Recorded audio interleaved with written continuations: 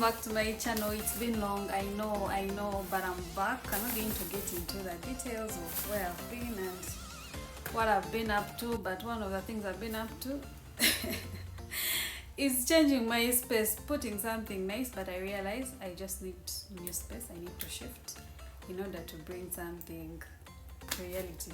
This space is not going to give me what I want. So today we are doing Coco twists. It is a hairstyle I've never done. Most of the hairstyles that you'll be seeing here, they're hairstyles I've never done. And I'm using natural twists from Darling.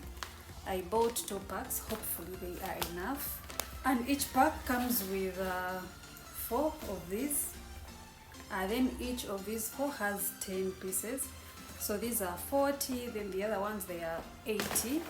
And I want to make something like shoulder length, or yeah, like around here. So I'm cutting them into half. So that leaves me with 160 pieces. It should be enough. So this is the first half. I've already cut it.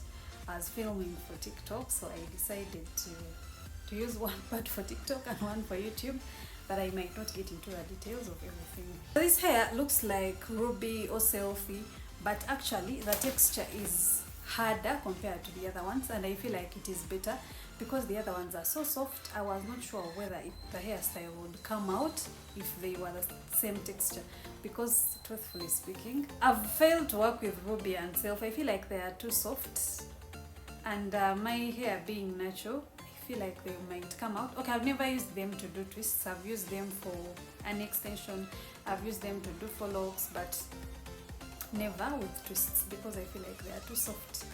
Yeah, so I'm separating. I'm not sure exactly what I'm doing with separations because I need to do at least like 3 braids for me to figure out the exact size that I want. But I'm going to start with the knotless kind, and then I think I'll show you as we continue. Otherwise, subscribe, like, share, and if Coco twist is something you've been wanting to do, you should like twice. I must have left you guys wondering. It's because there is so much noise in my background, so I thought it would reduce, but it's not reducing. And this is how far I've gone. I think I really love the twists and also the color. I thought it would be very silent compared to my color, but I think it has blended in so well. So I just wanted to come on here real quick and show you how I'm doing these twists. So like I mentioned, I'm going to be using the knotless braiding method. So I'm just going to divide my hair into 3 sections and then braid the hair itself like at least twice. So this is the first round, and then do the second round, and then before I start the third, I'm going to start adding in my hair. So I'm done with the first extension. I put in the second one. For these sections, hair sections, the extensions that I'm adding, I do not have like a specific size because I've failed to find the size. Like I've failed to find a way of measuring the sizes, and if you're to see my braids, they are not the same size because there's a way they keep confusing me. So I just add until I feel like the hair is giving the volume that I want. The advantage is that at the end it is twists, so either way I have to divide the hair into 2.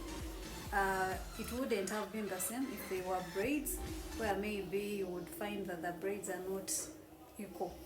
So after adding all the hair that I need, I twist like 5 or 6 times. I even don't count, but maybe until I feel like it has like a certain length, and then I pull a small bit from the braiding hair, like just a small portion, and wrap around.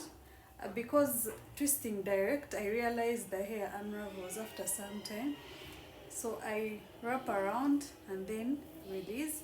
So I divide the hair into 2. So here no one will know that I added maybe more braids on one side and this on the other. So you find a way of making your hair like fit into the braiding hair, and then you can start twisting. You twist like a bit tight, at least 3 or 4 times, depending on how you want it, and then after you do those twists, just like you're throwing it over each other.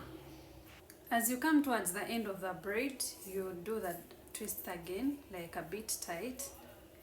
And after you've attained a certain length, you just have to grab it, turn it upwards and twist, like wrap it around, so that you get like a nice clean finish. So you keep wrapping until the braid is done. Yeah, so this is how you do it. And after, you can just do this. I don't know why they do that. But I notice most people do that, but I even don't see the need, because even without it, the string is just neat and clean and nice. Yeah, so that's how I've been doing it, and I love it. I really love the hair. It is really light. So let me continue with the hair. I will probably come back when the noise has reduced a bit.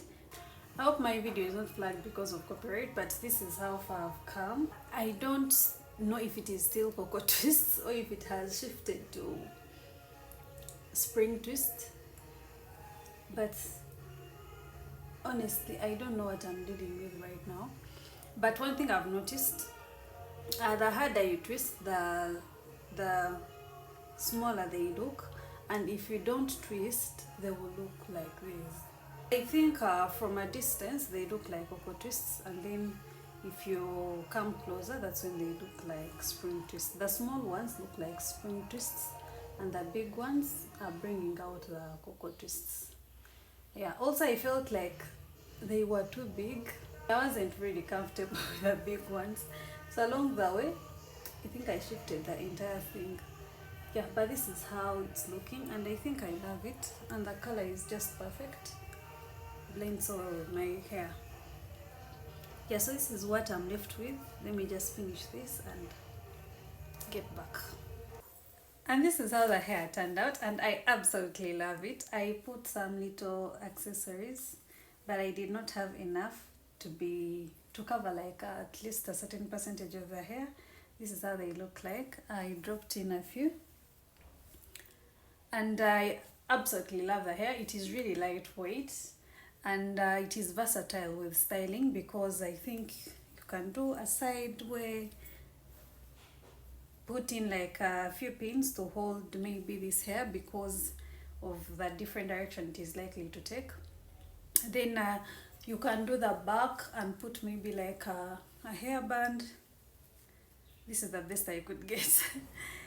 So you put like a hairband, then you can maybe hold like the front and leave the back hanging like this. Then you can just hold it like in a ponytail. Any hairstyle that you can hold in a ponytail is to die for. And then you can also, I've been seeing girls on TikTok doing like these two things here. I don't know what they call them, the Mickey Mouse kind of thing, but I don't think it's my style. But if it is your style, you can do it. So that is it with a Coco twist. As earlier explained, the logic is on how you twist. If you want them fluffy, please do very loose twists, and if you want them a little tight, tighten the twist a little bit. And then the distance from the scalp to where you want them loose, it is absolutely up to you. If you really want like the loose bottoms, just do that. I feel like the hairstyle is so versatile, and it gives you an opportunity to be creative as a person, but it is really easy to do. And would I do it again? Absolutely. But being a creative person, I would not like to do the same hairstyle over and over, because it doesn't give me room to be creative and try out other things, because I really love to challenge myself. And where will the challenge come if I keep doing the same things that I've done over and over? Otherwise, that is it. Thanks for sticking around. I hope you picked like a few 1, 2, 3 things that you'll be using. But I would recommend, if you're to do this hairstyle, space it a little bit. You don't have to pack it like this. I feel like it would have been better if I had spaced it a little bit and had few braids. Yeah, thanks for watching. Till the next time. Bye bye.